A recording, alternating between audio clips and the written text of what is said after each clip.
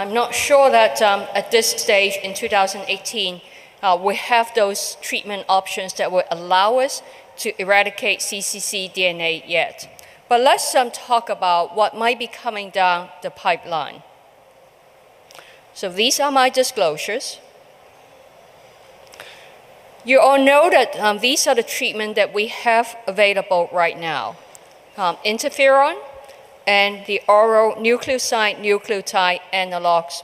But we really haven't had any new drugs approved for 10 years. The most recent one, tenofovir alafenamide, is not exactly a new drug, but really a new formulation of tenofovir disoproxil fumarate, which we have had for 10 years. Currently available treatment isn't bad at all. With the oral antivirals, they have the ability to suppress the virus replication, reduce inflammation, as well as reverse fibrosis and even reverse cirrhosis.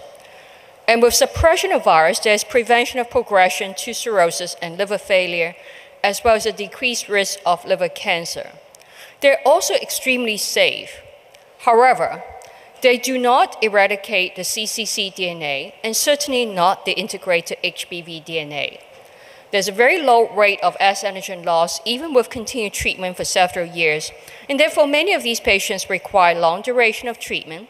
And while the risk of HCC is reduced, it's not completely eliminated. And so one of the questions that have been frequently asked is whether hepatitis B cure is at all possible.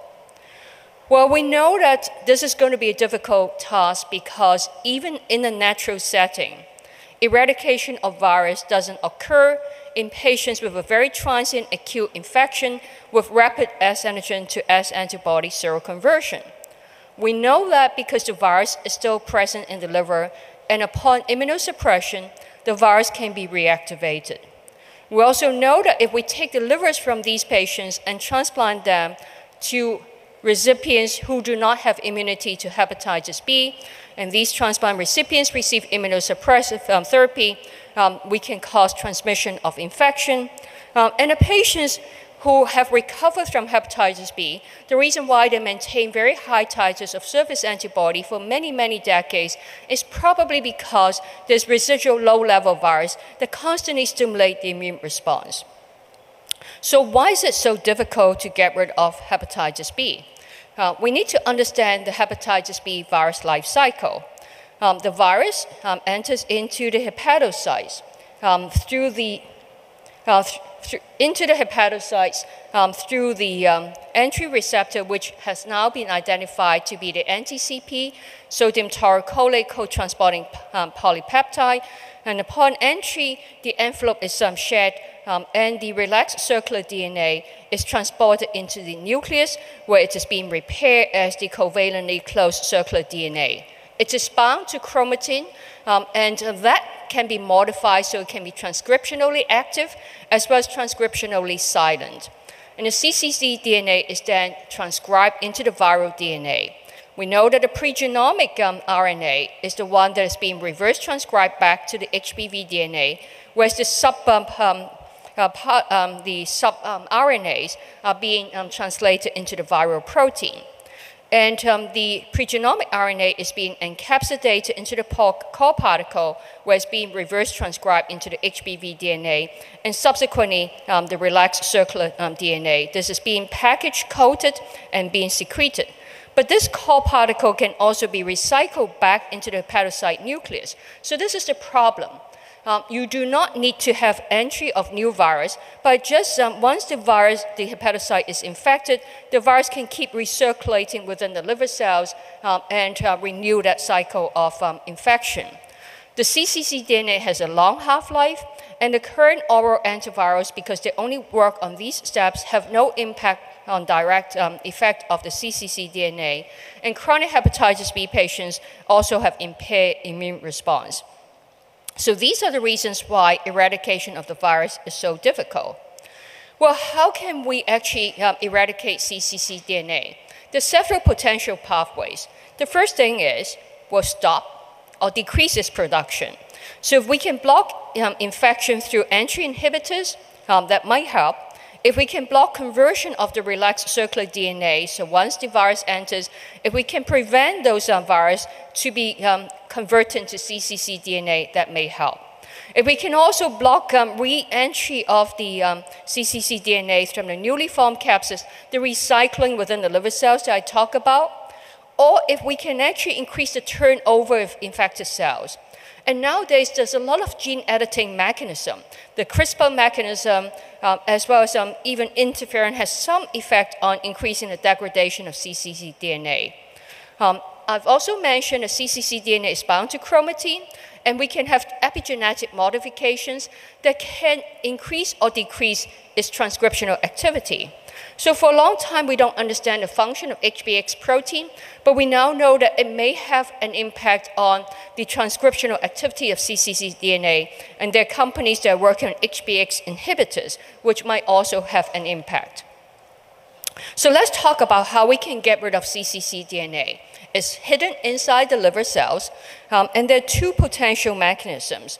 One is through the non-cytolytic mechanism that Frank Cesari talked about, that through cytokines, you don't need to kill the liver cells, but you actually get rid of the cccDNA and the cell is still intact. We don't know what proportion of time this occurs, but the other way is to just get rid of the infected liver cells. So if there are 3 cells here, and you get rid of this infected cell, and you replenish this dead liver cell with an uninfected cell. So over time, you have less infected cells. Or if it is replaced by this particular cell, which then divides, then you dilute the amount of cccDNA. We don't really know in vivo which is the most important mechanism or the most dominant mechanism. Well, one thing is, when we talk about the goal is to get rid of cccDNA, well, how do we know if we're there? How do we even measure it? So a direct measurement would require liver biopsy, which is going to be tricky. There's no standardized method. Every lab has its own method, and we don't know whether lab A has the same accuracy as lab B. And we need to be very careful because when you amplify the cccDNA, there are a lot more relaxed circular DNA than cccDNA, and we need to be able to differentiate between the two and be sure that the method is specific for cccDNA and that we're not really measuring relaxed circular DNA. We don't know if a small liver biopsy would give us a representative sample or whether it can be generalized. So everyone is looking for surrogate serum markers, but there's no standardization. The surrogate markers include quantitative S antigen, hepatitis B core-related antigen, but the most reliable one is probably if we can measure HBV RNA, pregenomic RNA. Let me show you a few examples.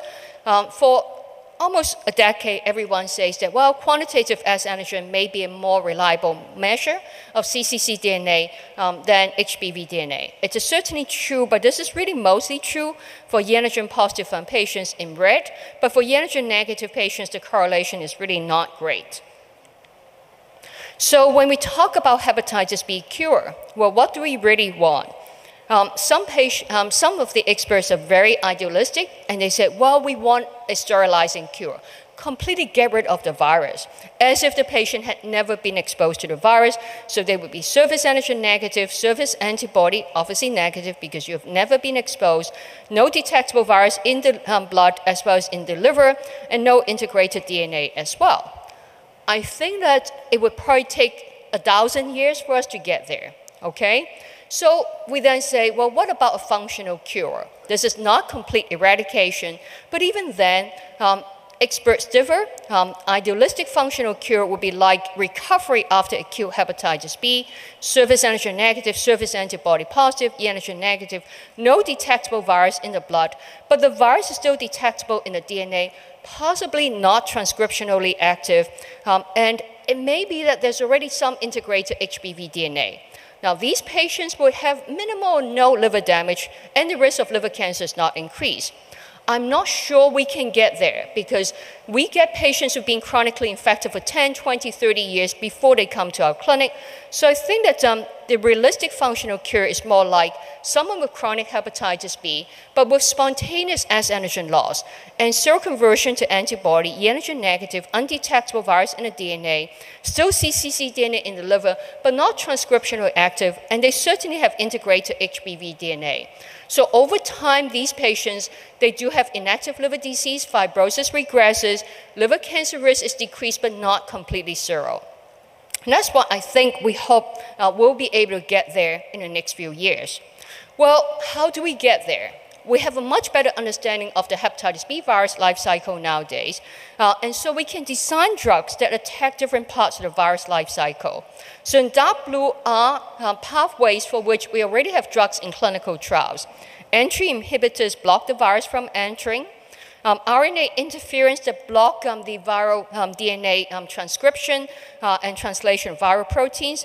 Interference have multiple actions. We now have several companies with nucleic capsid assembly modificators, and we certainly have the polymerase inhibitors as well. There are also drugs that inhibit assembly of the virus. But potentially in the next few years, we'll also be hearing about inhibitors of conversion from relaxed circular DNA to cccDNA, targeting the HBX, and thereby modifying the cccDNA transcription, as well as drugs that increase the degradation of cccDNA. And we know that CRISPR, as well as gene editing approaches, are already in preclinical studies. So one example of entry inhibitors, which is Mercudex-B, this blocks entry of the virus. This is a study in hepatitis B patients where they tested different dose levels. You can see that there's really not much decrease in HBV DNA and not much decrease in surface antigen as well. At the higher doses, there is a drop in HBV DNA, but unfortunately, there's no decline in surface antigen. This is actually being actively pursued for Delta infection right now. Well, another interesting approach is RNA interference. And what happens is that these RNA interference inhibitors block the transcription of the pregenomic RNA as well as the viral proteins. So they decrease replication of the virus, as well as decrease surface antigen production. And we hope that that would also help restore immune response. So how do they work? This is one example of siRNA approaches. In this particular instance, they gave the patients both the siRNA as well as entecavir. So not surprisingly, the DNA will be suppressed, so we're more interested in looking at decrease in surface antigen. And it is interesting that within a very short period of time, in the e antigen positive patients, there was about 1 log, and in some instances, a little bit further decrease in S antigen titer within just a matter of weeks. However, they saw a much less decline in surface antigen titer in the e antigen negative patients. And they were very surprised. They didn't understand what was going on. They repeated studies in chimpanzees and saw exactly the same effect. So then they studied the chimpanzees and analyzed the RNA transcripts. And lo and behold, which surprised us, is that when they compared the e antigen positive chimpanzee with the e antigen negative chimpanzee, the S transcripts in the e antigen negative chimpanzees were very defective. The siRNA really target this particular region, and many of the RNA transcripts were missing in the e antigen negative chimpanzee. So that led them to conclude that the integrated HBV DNA, but not the cccDNA, appears to be the predominant source of S antigen in e antigen negative chimps. So in a subsequent experiment, they designed new siRNAs which target not just one particular region of the HBV transcripts, but multiple areas. And with that, they were able to see that if you use the previous approach, which is target this particular region, it didn't really drop the S antigen that much. But when they have targets against multiple regions, they're beginning to see a surface antigen decline. So one major thing is that for years we know that there's integrated HBV DNA, but we weren't paying attention other than it may cause liver cancer. But now we're wondering whether it is really a major source of S antigen production, and if that's the case, we need to figure out how we can target integrated HBV DNA. So another group of compounds are the capsid assembly modulators. So what it does is it prevents, there are two classes of capsid assembly modifications. One of them result in dysfunctional or empty capsids, and they actually prevent packaging of the pregenomic RNA, or they actually don't package any pregenomic RNA, and therefore the virus cannot replicate, and viral protein would also be decreased. So the clinical studies, this is one example. Again, there are 5 or 6 such compounds in clinical trials. So this one, what they did was, after 4 weeks, they were able to see up to 2 to 3 log decline in HBV DNA, and they were also able to see a decline in HBV RNA as well, suggesting that maybe there's decrease in transcription of cccDNA. These are very early phase clinical trials, so we need to know that a little bit more. Well, another group of compounds are the nucleic capsid polymers. These are really compounds that have been around in clinical trials for 10 years. We still don't completely understand how they work. They are believed to block S antigen, the small S antigen secretion. And they don't really have a direct impact in blocking virus production and the S antigen production. They just sort of block it from secreting. So one concern that I have is that, well, would you then have retention of these abnormal proteins in the liver cells and therefore cause liver injury? And that's still something that we don't completely understand. But this has been in clinical trials.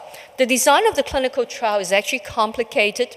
And what they did was, in one group in blue, they started the patients with tenofovir first, and then they add PAC interferon, and finally they add the nucleic acid polymer.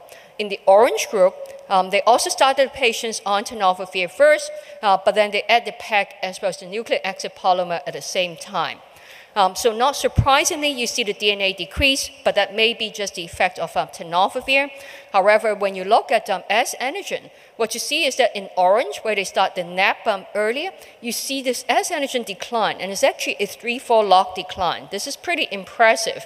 Whereas in blue, with the PAC interferon, there's really not much, and only when you add the NAP do you then start seeing it decrease.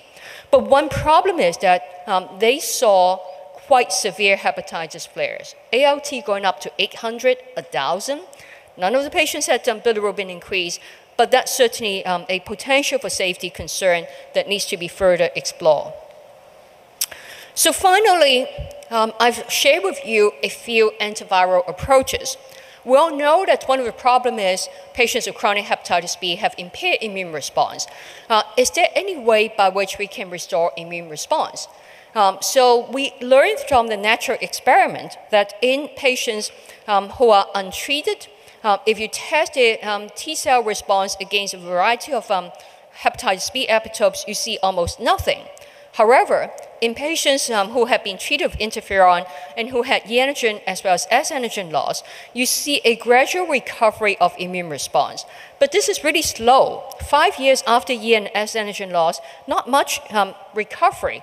It's only after 7, 8, or 10 years that you see the recovery. Similarly, there were studies also in patients who received NUCs.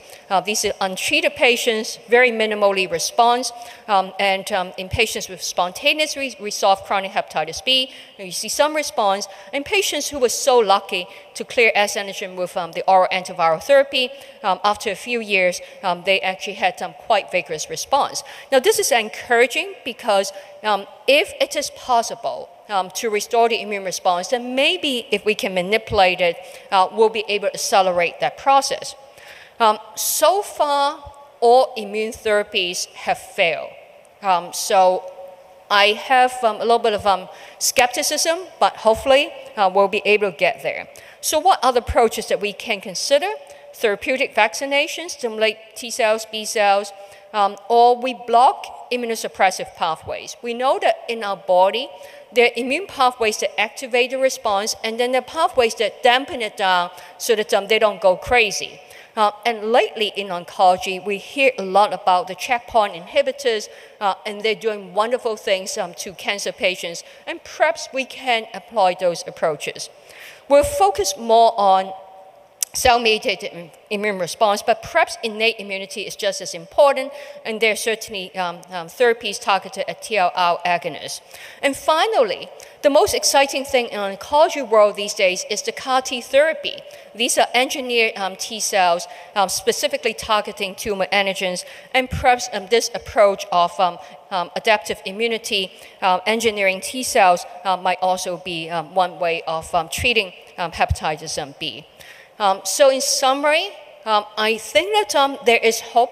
I don't think that we'll have new treatment approved within the next 2 years, but 4 or 5 years from now, I hope that there will be. We'll need combination approaches, first by blocking virus replication, either using novel viral targets as well as nukes, and then we need to reduce viral antigen production, particularly S antigen, perhaps using the siRNA approach or approaches targeting cccDNA, and finally, approaches to restore immune response.